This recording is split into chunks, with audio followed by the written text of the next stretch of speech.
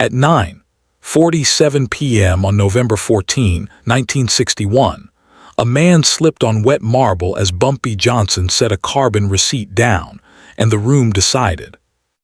Bumpy Johnson did not rush the door. He let it open the way doors always did, on their own terms, with a soft complaint from the hinge. The office smelled like paper that had been handled too many times and floors that had been cleaned in a hurry. Someone had mopped and left the marble wet. That detail mattered to nobody until it did. A clerk crossed too fast, heels slipping, body tilting just enough to remind the room how quickly balance could be lost. A hand caught the edge of a desk. Breath returned. No one laughed. No one apologized. Bumpy did not look over. The moment passed, but it stayed. He took 2 steps in and stopped. He did not need a chair. He did not need permission. He removed a folded carbon receipt from the inside pocket of his coat and placed it on the center of the desk. Not slid, placed. The paper made a sound like a final word. The manager glanced at it, then away, then back again. Adjustments were normal here. Numbers bent every day. They bent to weather, to delays, to favors owed and favors coming. This was a place built on small changes that no one asked about. Bumpy did not ask either. He rested his fingers on the edge of the desk, not touching the receipt. He looked past the manager at the filing cabinets lining the wall, gray metal, dents at the corners, labels written by different hands, none of them careful. He let the room speak first. The manager cleared his throat and began explaining procedures, how figures moved, how timing mattered, how certain amounts appeared larger on paper than they were in practice. Bumpy listened without nodding. His face did not change. Silence gave the explanation room to finish itself and collapse. "There's a copy," the manager said, pointing at the receipt. "Standard practice." Bumpy's eyes dropped to the carbon line, faint but stubborn. The copy mattered more than the original. Copies traveled. He spoke then, calmly, like a man statting the weather. "Put it back where it came from." The clerk froze, pen halfway to paper. The manager hesitated, measuring the distance between routine and mistake. Bumpy waited. Waiting was not passive, it pressed. The internal deadline sat in the room without a clock. Before morning, the books would close. Once they closed, they would not open cleanly again. That was not a threat. It was how things worked. The manager reached for the receipt, then stopped. He smiled, thin and uncertain. "We can talk about it," he said. Bumpy's voice stayed low. "We are." The phone on the wall rang once and went silent. No one moved to answer it. The city outside continued, unaware that a decision was learning how to stand. Bumpy straightened the receipt with 2 fingers, aligning it with the desk as if correcting a picture frame. He did not touch the carbon copy again. He did not say what would happen if it stayed wrong. He did not need to. He stepped back, giving the desk its space, and looked at the manager as if the outcome were already filed. The room settled into that truth. When the books close, who will still be here to sign them? The manager finally sat down, not because he was invited, but because standing felt incorrect now. Chairs knew when they were supposed to be used. The desk seemed larger from that side. The receipt stayed centered, quiet, patient. Bumpy Johnson remained standing. He adjusted nothing about himself. His coat hung open, unbothered. He looked at the manager's hands, then at the drawer beneath the desk, then back to the hands again. People revealed plans with hands long before mouths agreed. The clerk shifted weight from one foot to the other. The wet marble was drying. That danger had passed, but it left a memory behind. Rooms remembered things like that. "I can have this corrected," the manager said. His voice was careful now, like someone testing ice. "It's an adjustment, temporary." Bumpy nodded once, not in agreement, but in recognition. Temporary things were the most permanent. He stepped closer to the desk, close enough for the manager to smell his aftershave, faint and old-fashioned. Not chosen for style, chosen for consistency. Bumpy spoke without looking at the receipt. "Temporary leaves marks." The manager swallowed. He reached into the drawer and pulled out a file, thick, corners worn. He did not open it. He placed it beside the receipt as if proximity could soften facts. Bumpy did not acknowledge the gesture. Outside, a car backfired. The clerk flinched. No one else did. The building had heard worse and survived it without comment. Bumpy shifted his weight just enough to let the manager see he could leave at any time. That was the pressure, not arrival, exit. "You understand how this works," the manager said. "There are expectations." Bumpy's eyes lifted, calm and steady. "So are there consequences." That was all. He did not name the amount again. He did not repeat the figure. Numbers repeated themselves when left alone. He did not accuse. Accusations invited arguments, and arguments invited noise. Noise hid truth. The clerk quietly sat, pen down now, watching two men speak without volume, watching authority move without touching anything. Bumpy reached into his coat, not quickly, not slow, and removed nothing. The gesture itself carried weight. He let the empty hand rest at his side. The manager followed it with his eyes, then looked away, embarrassed by the reflex. "I'll need to make a call," the manager said. Bumpy nodded, permission given without words. The call was short. "Yes, understood. Of course." The manager hung up and stared at the wall for a moment that lasted longer than it should have. When he turned back, something had been removed from him already, though nothing had been said. He picked up the receipt and slid it back into the file. Not corrected, not destroyed, filed. Bumpy watched, then took a step back. Distance restored. He turned toward the door, stopping once, just long enough to leave a final thought in the room. "Morning prefers clean books." Then he left. The door closed the same way it had opened, on its own terms. The clerk exhaled. The manager remained seated, hands flat on the desk, eyes on the drawer where the file now lived. The internal deadline remained. It did not hurry. It did not need to. Before morning, the books would decide. And when they did, who would still be sitting in that chair? The file stayed in the drawer through the night. That was the decision the room made when the door closed behind Bumpy Johnson. Not courage, not defiance, delay. Delay always believed it could survive daylight. The manager remained at his desk long after the clerk left. He loosened his tie without removing it.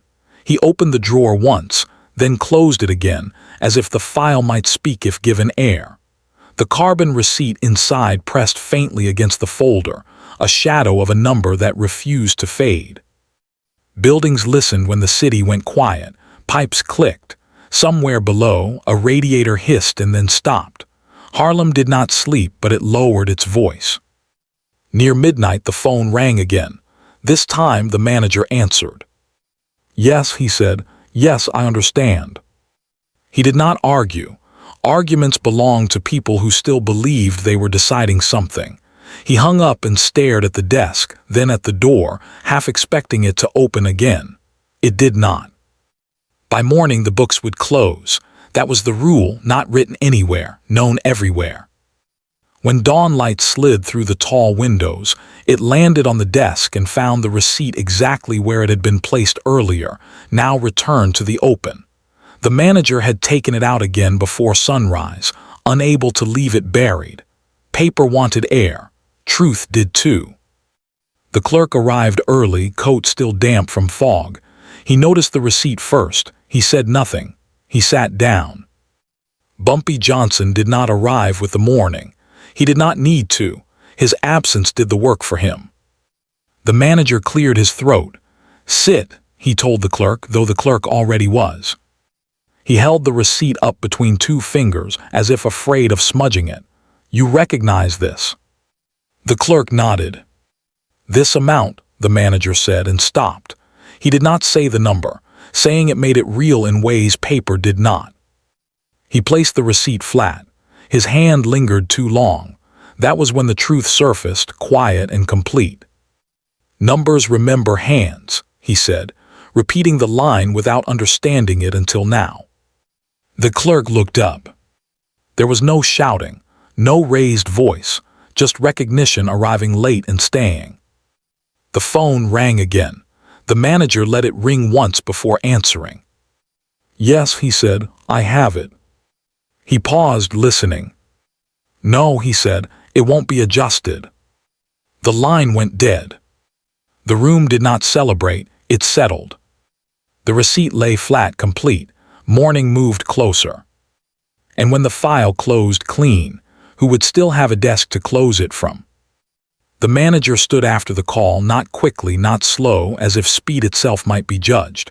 He walked to the window and looked down at the street. Harlem moved the way it always did in the morning, careful at first, then confident. Vendors lifted shutters. A bus sighed and pulled away.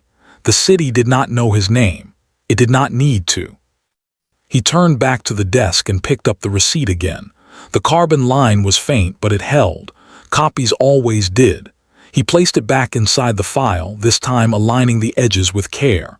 Care was new here. Care arrived when choices narrowed. The clerk watched without comment. Witnesses mattered most when they did not speak. "Open the ledger," the manager said. The clerk did. Pages breathed. Numbers sat in rows like men waiting to be counted. The manager ran a finger down a column and stopped where the adjustment would have smoothed a problem into silence. He did not smooth it. He circled it lightly, pencil barely touching paper. Marks without force lasted longer. He sat and signed where his name still meant something. The pen felt heavier than usual. He signed again where procedure required, then once more where habit had added a flourish. He paused before that last stroke, then finished it cleanly. No flourish. He was already learning. A knock came at the door, soft, controlled, not a request. The clerk stood and opened it. A man from upstairs entered, coat pressed, eyes calm. He did not look at the receipt. He did not need to. He looked at the manager. "Morning," he said. The manager nodded. "Morning." The man from upstairs glanced at the ledger, the circled line, the file on the desk.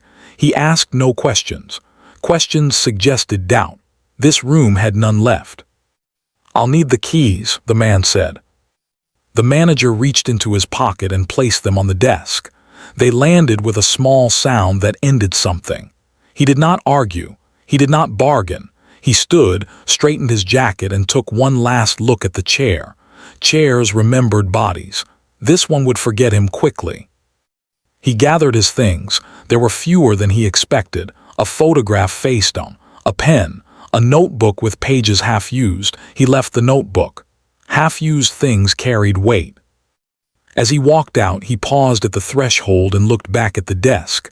The receipt was already filed. Not hidden. Filed. Procedure had won without celebration. The man from upstairs sat. He adjusted the chair. He opened the ledger and made a note in the margin, small and precise. Order arrived the way it always did, quietly. The clerk returned to his seat. He picked up his pen and waited. Outside, Bumpy Johnson passed the building without slowing. He did not look up. He did not need to see the outcome to know it. Judgment, once placed, finished its own work. The morning continued. The file closed clean. The habit of adjustment changed shape. No one spoke Bumpy's name. No one had to. The unanswered pressure remained, soft and steady, moving with the city. When paper moves people, who decides what the paper says next? The chair cooled quickly. That was the first thing the clerk noticed after the manager left. Chairs held heat when they belonged to someone. When they did not, they became furniture again. The man from upstairs settled in without ceremony. He did not announce authority. He practiced it. He opened the drawer, removed the file, and placed it on the desk where the receipt had first been laid. The carbon copy stayed inside. No one needed to see it anymore to feel its shape. "Bring me yesterday's balance," he said. The clerk did. Paper moved. Numbers aligned. The office found a rhythm it had not known it was missing. Procedures tightened without speeches. Pens stopped hovering. Lines were drawn clean the first time. By mid-morning, word had traveled not as gossip but as adjustment. The kind people trusted. Someone had been removed, not fired, not punished. Removed. The difference mattered. Down the hall, a door stayed closed longer than usual. A nameplate would be changed later. There was no rush. Rushing suggested uncertainty. The physical anchor had done its work. The receipt no longer needed a voice. Its consequence lived in absence. Near noon, a delivery man slipped slightly on the same marble floor that had caused trouble the night before.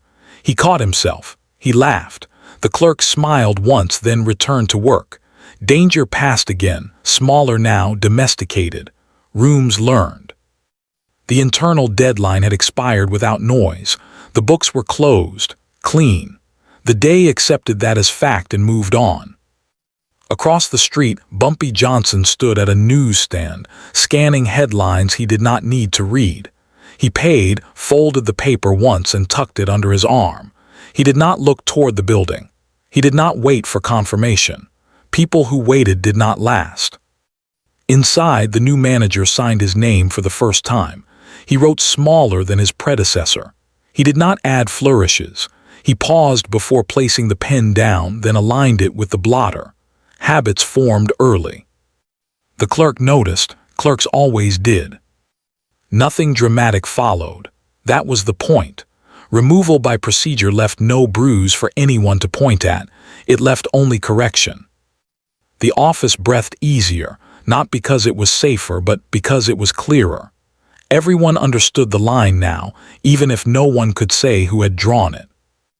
And as the afternoon light shifted across the desk, one quiet certainty settled in. When authority leaves by its own paperwork, does anyone ever argue with the paper that replaces it? The afternoon moved without incident, which was its own signal. Incidents liked attention. Order preferred the opposite. The man from upstairs did not change much. He did not rearrange the desk. He did not replace the lamp. He kept the drawer where it was and the files in their lanes.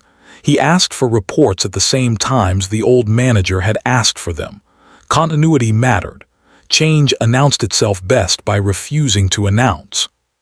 The clerk learned the new rhythms quickly. Questions were shorter. Answers stayed within their borders.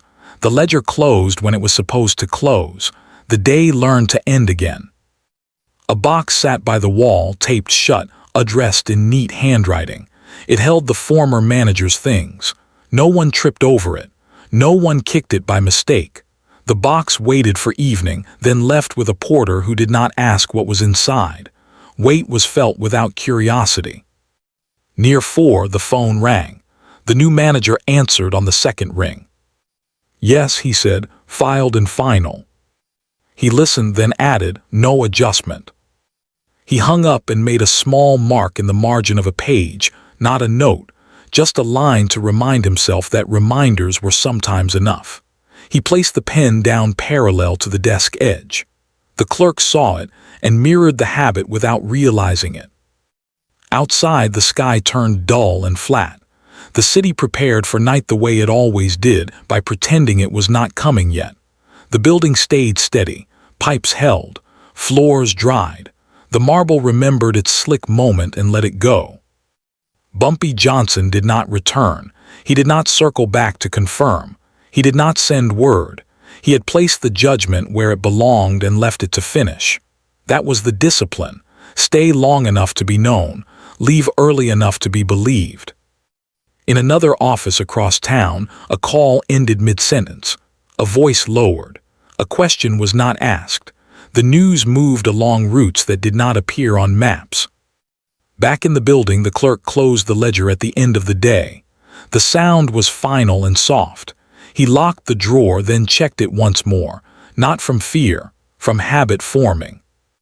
The new manager stood and stretched. He did not look at the box by the wall. He did not look at the chair that had cooled. He turned off the desk lamp and left the room the way it liked to be left, orderly. The hallway lights dimmed. A janitor passed with a cart and nodded at the clerk. The clerk nodded back.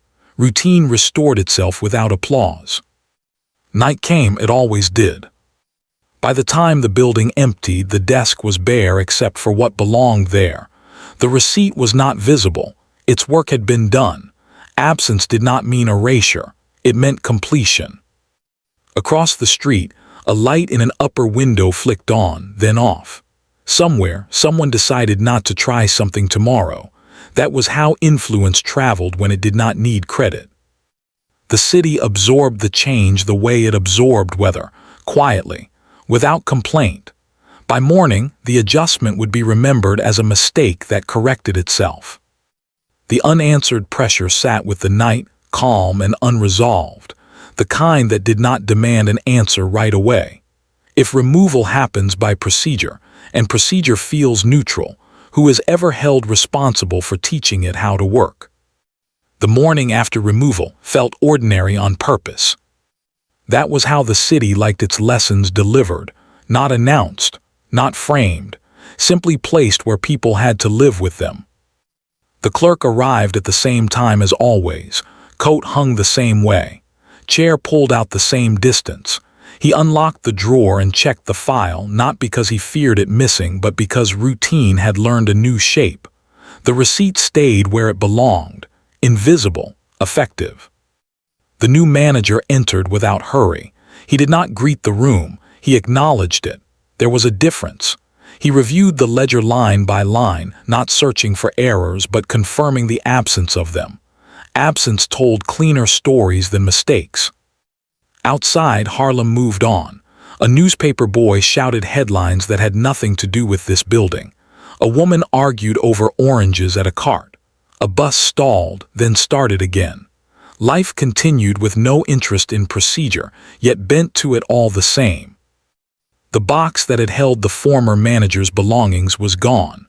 The wall looked bare without it, as if something had been erased rather than moved. Erasure left fewer questions behind.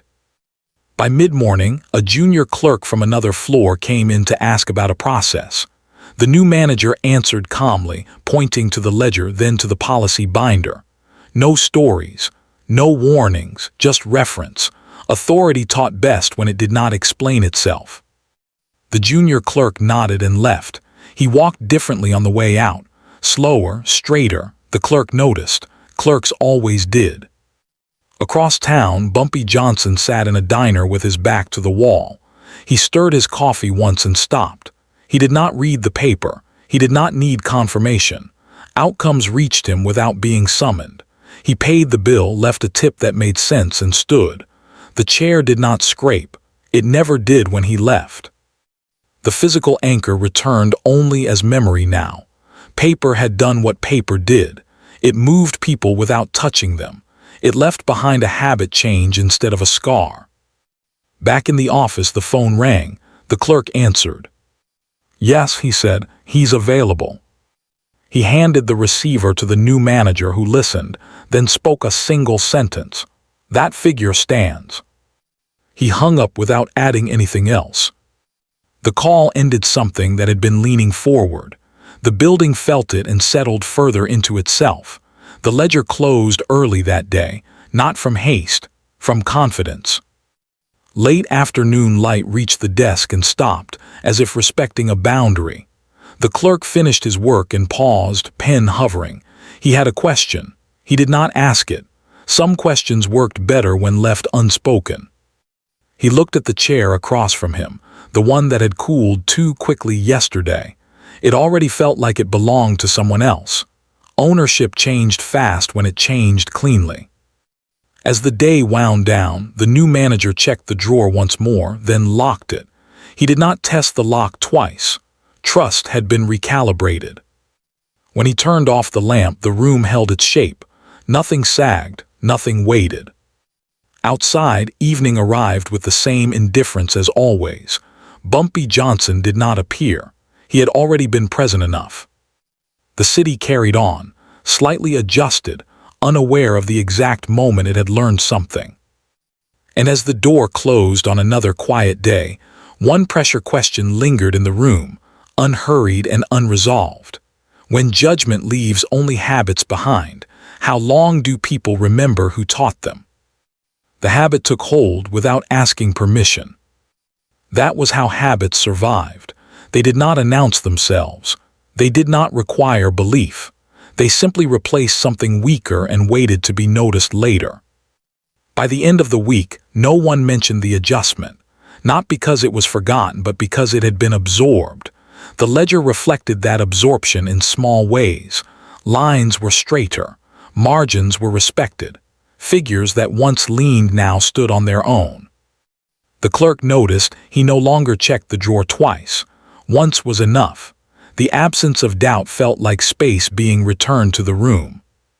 The new manager adopted a quiet routine. He arrived early, left on time, and never stayed late to prove anything. Proof was inefficient. He kept his desk clear except for what belonged there: a ledger, a pen, a policy binder. Nothing else lingered. Objects learned restraint by example. On Friday afternoon, a request came up from another department. It was phrased carefully, wrapped in politeness, heavy with implication. The new manager read it once, then again. He did not call anyone. He did not explain. He wrote a single sentence in response and sent it back. Not consistent with the books. That was all. The request did not return.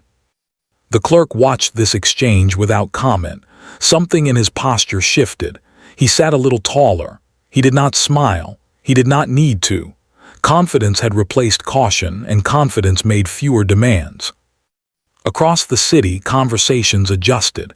Numbers were discussed with more care. People paused before making small choices that used to slide by unnoticed. No one said why. They felt it instead. Influence moved best when it did not claim credit. Bumpy Johnson heard none of it directly. He did not receive updates. He did not ask for reports. He passed through Harlem the way a river passed its banks, shaping without stopping. He kept his routines. Same diner, same table, same order. He left the same way every time, chair untouched, space intact. That consistency mattered. It told the city that judgment was not a performance. It was a habit. Weeks later, the clerk found the old notebook left behind by the former manager. It had been tucked into a lower drawer during a reorganization, forgotten. Half its pages were blank. The clerk flipped through it, then closed it without reading further. He placed it in the trash, hesitated, then removed it and set it back where he found it. Some things did not need to be destroyed to lose their power. Some things only needed to be unused. The concrete consequence settled fully then. Not the receipt, not the removal, the absence. The absence of adjustments. It became noticeable. Numbers stopped needing explanation. Meetings shortened. Calls ended sooner. People trusted the paper again. Trust saved time. Time saved mistakes. One afternoon, a junior clerk asked a question that would have once triggered a long discussion. "Can we move this to make it easier?" The clerk considered it, then shook his head. "It's clear where it is." That answer surprised him. It surprised the junior clerk too. Ease was no longer the goal. Clarity was. The junior clerk nodded and returned to his desk. He worked slower after that, not from fear, but from alignment. Slowness felt different when it was chosen. The building itself changed tone. Floors stayed dry longer, doors closed more softly. Voices lowered without instruction. It was not safer, it was steadier. Late one evening, the new manager stayed behind to finish a report. He paused, pen hovering, and looked at the empty chair across from his desk. He did not imagine the man who had once occupied it. He imagined the space it represented.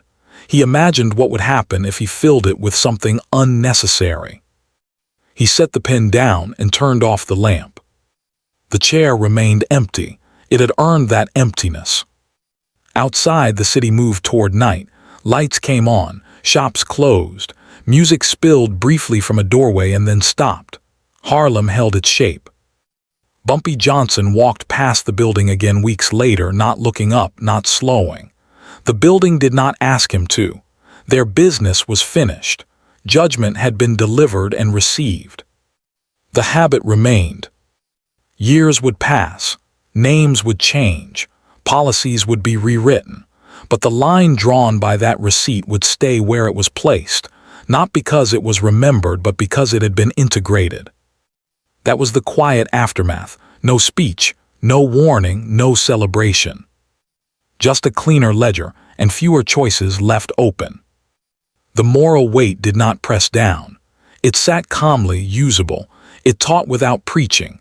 It left room for people to decide how they wanted to work within it. And for anyone watching closely, one question stayed alive, soft but persistent, the kind that invites debate rather than obedience. Is power more lasting when it removes people quietly, or when it teaches systems to remove the need for people at all?